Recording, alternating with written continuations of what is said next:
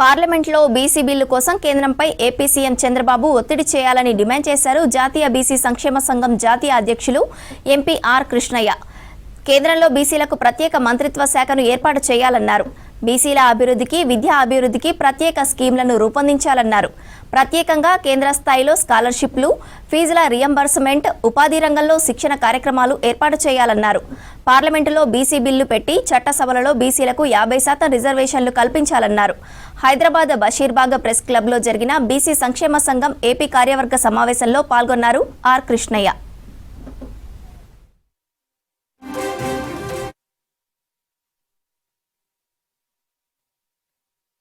జనాభా ఉంటే 9% ఉద్యోగులు ఉంటే ఎట్లా న్యాయం? ఇది ఎట్లా ప్రజాస్వామ్యం?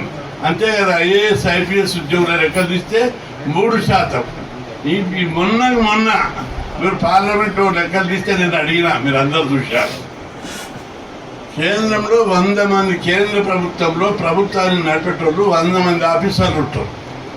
ఐఏఎస్ ఐపీఎస్ సీనియర్స్ 100 మంది ఉంటే అందులో బీసీలు ఎంతమంది ఉన్నారు తెలుసా? 3. అంటే 56%. 50%కు పైగా 100 మంది ఉంటే 50 మంది ఉండాలి, 3 ఉన్నారు. ఇది మన దేశంలో జరుగుతున్న న్యాయం. ఇంత అన్యాయం జరుగుతుంటే ఎవరు కూడా ముందుకు రాకపోవడం చాలా అన్యాయం. మన కులాలకు ఇది ప్రజాస్వామ్యం. ప్రజాస్వామ్యంలో అన్ని కులాలు, అన్ని వర్గాలకు న్యాయం చేయాలి. అన్ని వర్గాలకు సమానమైన వాటా. మన పోరాటం శత్రుత్వ పోరాటం కాదు, ఏ కులాంతో శత్రుత్వంతో పోరాటం కాదు. ఇది మన వాట మనకు. మేమంతా భారతమాత ముద్దు బిడ్డలం. మీరు అన్నారు మేము తమ్ముళ్ళ ఒక తల్లిదండ్రులకు వచ్చే పిల్లలకు సమానమైనటువంటి వాటా ఇస్తాం. అందరి పిల్లలకు, చిన్నోడుండే పెద్దోడుండే ఎవడని ఉండే. మన దేశం లోపల మొత్తం వాటాలు దగ్గర కులాలు తిన్నారు, ఈ బీసీ కులాలకు ఇవ్వలేదు.